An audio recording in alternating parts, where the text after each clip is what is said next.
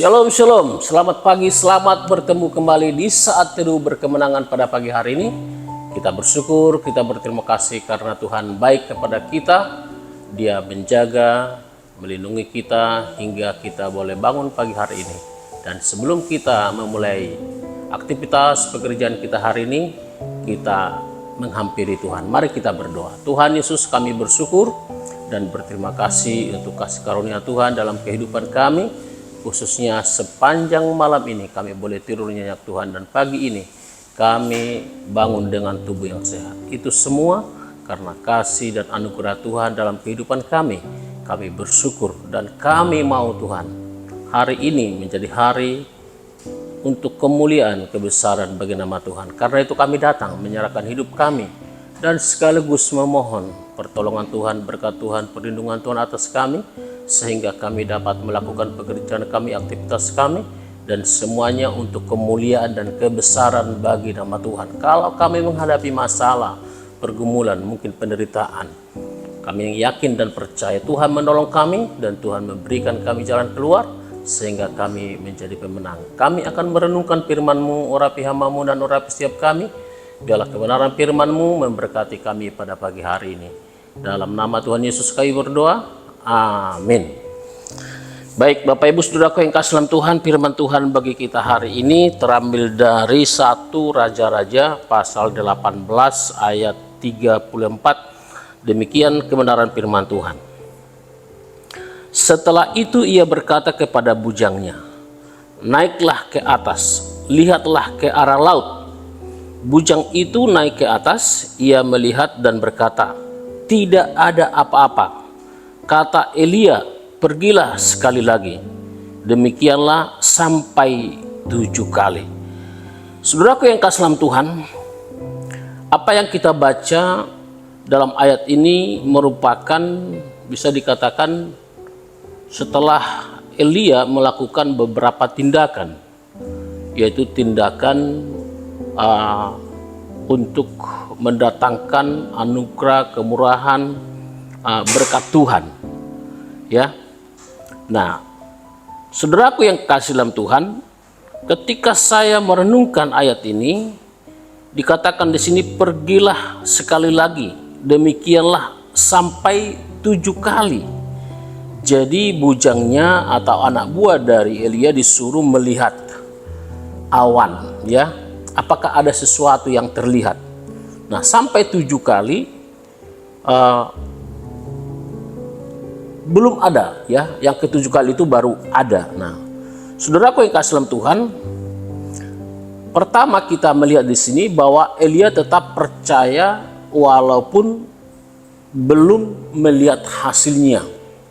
Nah, kalau kita baca di ayat sebelumnya, kita melihat ada usaha yang dilakukan, yaitu berdoa, gitu kan. Nah, setelah berdoa, ya kita kan kadang-kadang atau mungkin lebih sering maunya doa kita itu langsung dijawab oleh Tuhan, gitu kan.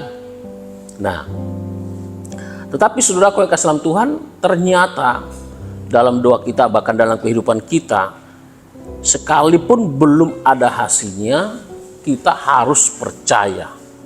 Nah, saudaraku yang kasih dalam Tuhan, di situ kita membaca 7 kali itu menandakan ketekunan. Dalam bahasa Ibrani dituliskan sepa atau angka penuh. Jadi usaha yang terus-menerus yang dilakukan oleh Elia dan anak buahnya. Nah, saudaraku yang kekasih dalam Tuhan, dalam kehidupan kita sebagai anak Tuhan, sebagai orang Kristen, tentu kita dalam usaha kita, dalam pekerjaan kita, maupun dalam doa kita, walaupun maunya kita cepat-cepat kelihatan hasilnya, gitu kan. Doa kita ya cepat dijawab oleh Tuhan, instan, gitu kan. Kalau kita berusaha, bekerja, maunya cepat dapat hasil, gitu. Nah, tetapi saudaraku yang kasih dalam Tuhan, dari kata 7 kali itu usaha yang terus-menerus harus kita lakukan. Kita tidak boleh berhenti di usaha yang pertama, yang kedua, ya sampai bahkan mungkin bisa lebih dari 7 kali, gitu ya.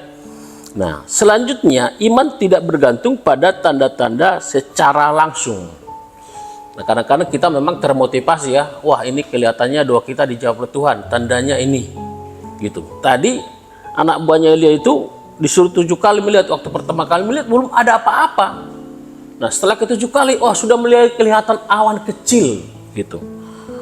Nah, saudaraku yang kasih dalam Tuhan, nah saya melihat apa sih maksudnya melihat awan itu, gitu kan? Naiklah ke atas, ialah ke arah laut. Bujang itu naik ke atas, ia melihat dan berkata tidak ada apa-apa. Nah, ayat 44, pada ke-7 kalinya berkatalah bujang itu, wah awan kecil sebesar telapak tangan timbul dari laut. Lalu kata Elia, pergilah, katakanlah kepada Ahab, dan seterusnya. Artinya saudaraku yang kasih dalam Tuhan, nah setelah 7 kali, setelah berusaha keras gitu saudara ya, nah baru ada tanda, dan itu mendatangkan sukacita yang luar biasa bagi Elia. Nah saudaraku yang kasih dalam Tuhan, yang ke-7 kali tadi bujang itu melihat ada awan kecil. Nah awan itu tanda apa saudara? Nah saya belajar apa sih ini maksudnya gitu kan. Ternyata awan itu menunjukkan apa? Bahwa hujan akan datang. Ada apa sebelumnya gitu kan.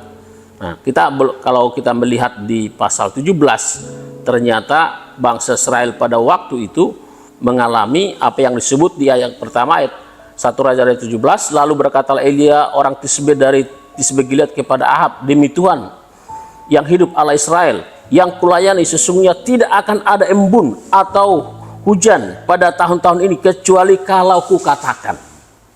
Nah, jadi memang bangsa Israel kalau kita mencermati, kita belajar di ayat-ayat sebelumnya atau di pasal sebelumnya, mereka sudah menyimpang dari kebenaran firman Tuhan, mereka dihukum dan terjadilah yang namanya kekeringan.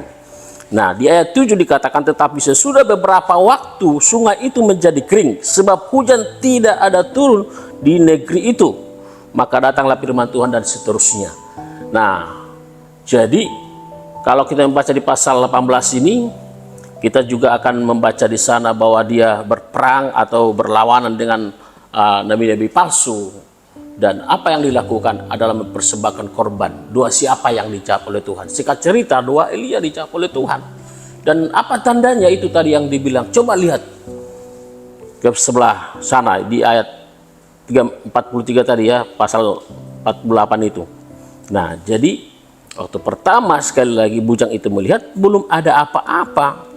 Tapi setelah ke-7 kali dia melihat ada tanda kecil, dan itu mendatangkan sukacita bahwa usaha, ya kegigihan, ya kerja keras, perjuangan, doa yang terus dipanjatkan kepada Tuhan ternyata menghasilkan buah gitu.